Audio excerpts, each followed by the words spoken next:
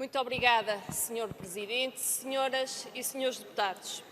Que fique bem claro, o PSD não fecha a porta a este assunto.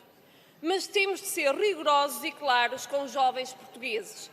Não é através da discussão de uma proposta desta natureza, uma proposta, aliás, que já se demonstrou ser ineficaz, que vamos conseguir o que quer que seja.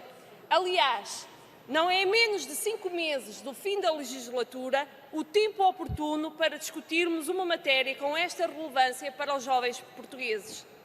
Não se pode pregar aos 4 ventos que com esta proposta estamos a dar a voz aos jovens portugueses, quando todos nós sabemos que é materialmente impossível concretizar esta proposta que está no diploma apresentado pelo PAN neste período temporal.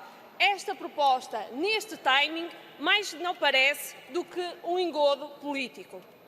Sejamos claros, abrir um processo de revisão constitucional em pleno período eleitoral e a menos de 5 meses das próximas eleições legislativas não é possível. E por isso que esta proposta é ineficaz e não passa de uma mera ação populista.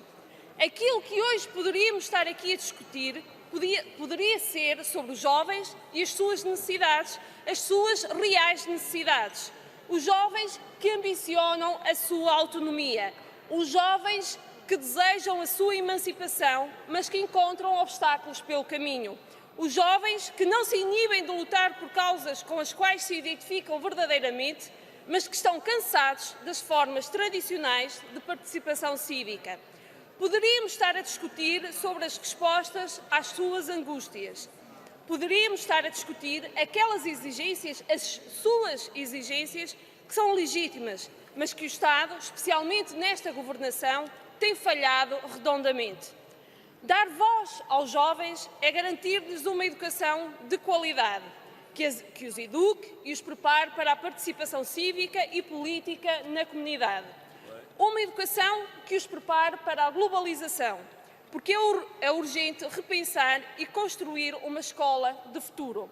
Estamos quase na 4ª revolução industrial, mas nas nossas escolas, na sua essência, continuam a pregar-se metodologias de aprendizagem da primeira.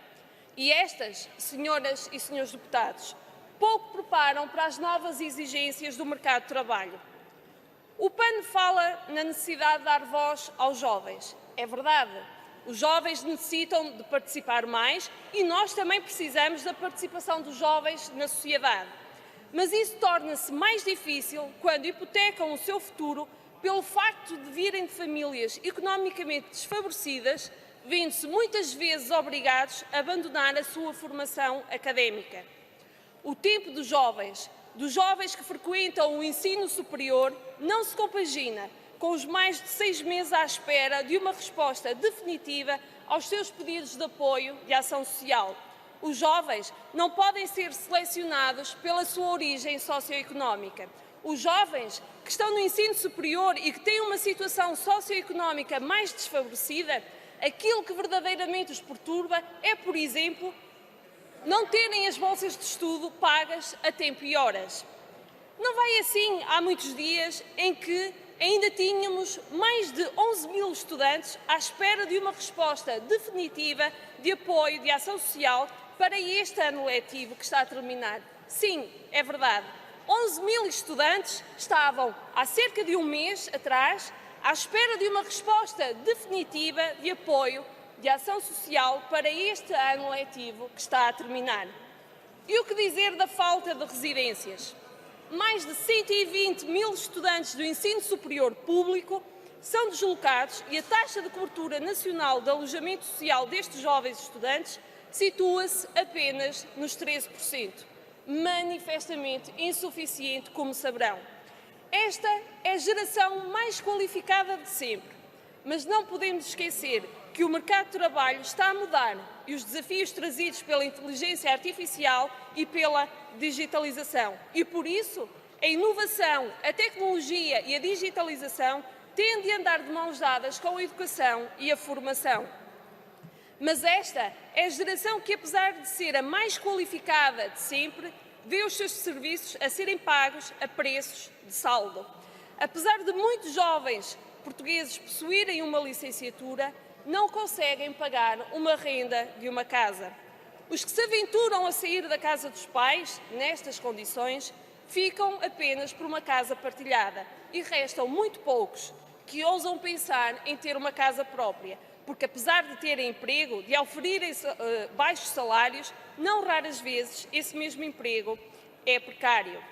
É certo que o início da vida ativa dos jovens adultos portugueses depende, entre outros, do acesso à habitação, sendo este um dos fatores que dificulta a sua autonomia e posterior constituição de família.